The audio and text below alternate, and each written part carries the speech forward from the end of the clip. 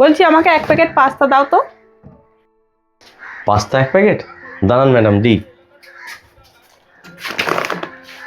এই যে pasta 1 packet. আর কি লাগবে ম্যাডাম? আর কিছু লাগবে না। কত হচ্ছে? 150 টাকা হচ্ছে। ঠিক আছে, আমি ফোন পে করে দিচ্ছি। হ্যাঁ হ্যাঁ, ঠিক আছে।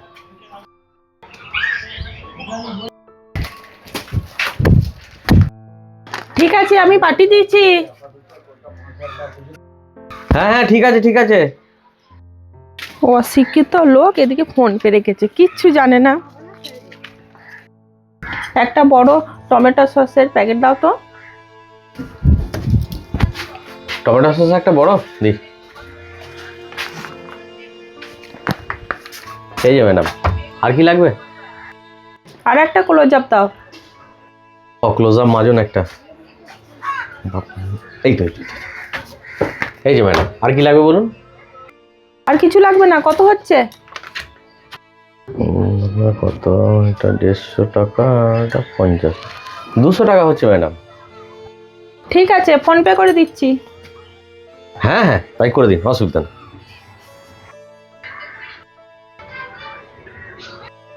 দেখো চলে গেছে। হ্যাঁ হ্যাঁ ম্যাডাম, আপনি যখন পাঠিয়েছেন ঠিক চলে আসবে। ঠিক আছে। কি বোকা লোক, টাকা ঢুকছে কি না ঢুকছে দেখেও না। আমার আবার কি, আমি তো ফ্রিতে মালকোটা পেয়ে যাচ্ছি, আমি একটা ভালো দোকানও পেয়েছি। আমাকে একটা 500 সরষে তেলের বোতল দাও। হ্যাঁ ম্যাডাম, 500 সরষের তেলের বোতল দিই আপনাকে। এই যে ম্যাডাম, আর কি লাগবে বলুন? একটা কম্পোট দাও। কমফোর্ট একটা দিই। এই যে ম্যাডাম, একটা কমফোর্ট। আর কি লাগবে বলুন? আর 1 প্যাকেট সাবান। সাবান 1 প্যাকেট দিই।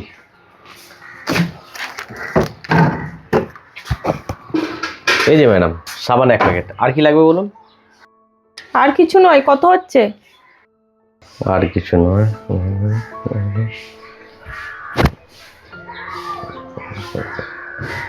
আপনার 380 টাকা হচ্ছে। ও আচ্ছা আচ্ছা, তাহলে ফোন পে করে দিচ্ছি।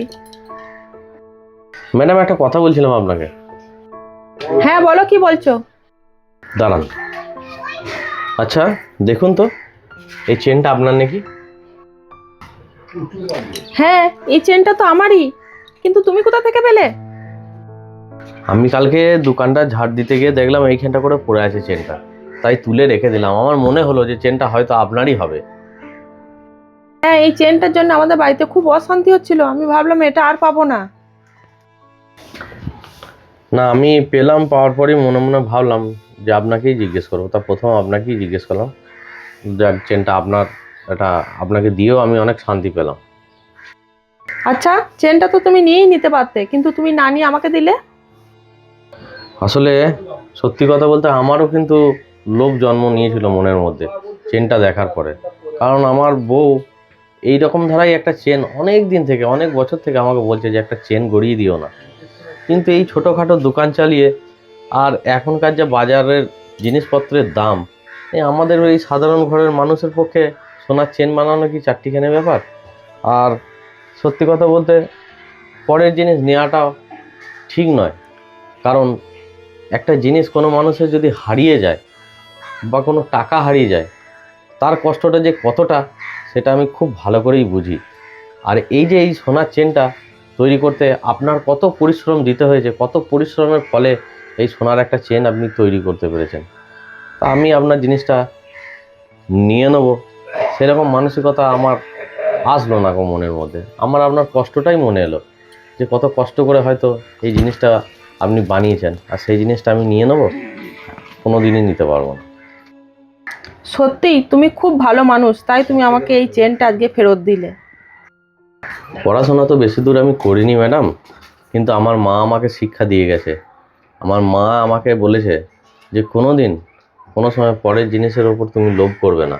কারণ যেটা তোমার নয় সেটা তোমার কোনো দিনই হবে না কো। তুমি সেটা জোর করে নিজের নিতে পারো করে, কিন্তু কখনোই তুমি সেটা ভোগ করতে পারবে না। তাই পরের জিনিসের ওপর লোভ দেবে না কো। হ্যাঁ, তোমার পরিশ্রমের দ্বারাই, তোমার সততার দ্বারাই তুমি যেটুকু করতে পারবে সেটা তোমার সারা জীবনের জন্য থেকে যাবে।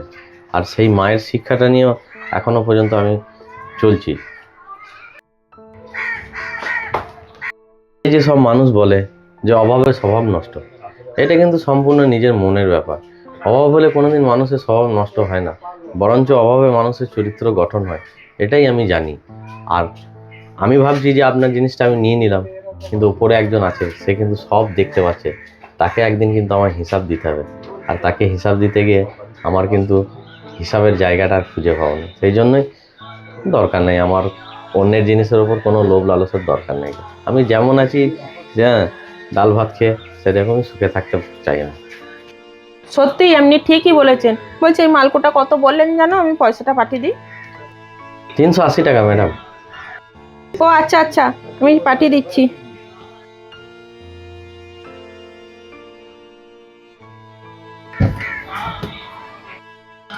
দেখো পয়সাটা পাঠিয়ে দিয়েছি। না না, দেখার কিছু নেই। আমি এই বললাম না যে আমার ভাগ্যে যেটা আছে আমি পাবো, আর আমার ভাগ্যে যেটা নেই সেটা আমি শত চেষ্টা করেও পাবো না। আপনি যখন পাঠিয়ে দিয়েছেন ঠিক ঢুকে যাবে। ঠিক আছে, আমি আসছি। হ্যাঁ হ্যাঁ, ঠিক আছে, আবার আসবেন। সত্যিই আমি লোকের প্রতি কত অন্যায় করছিলাম, কিন্তু সেটা আমি ভুলই করছিলাম। এরপর থেকে এই কাজ আমি আর জীবনেই করবো না।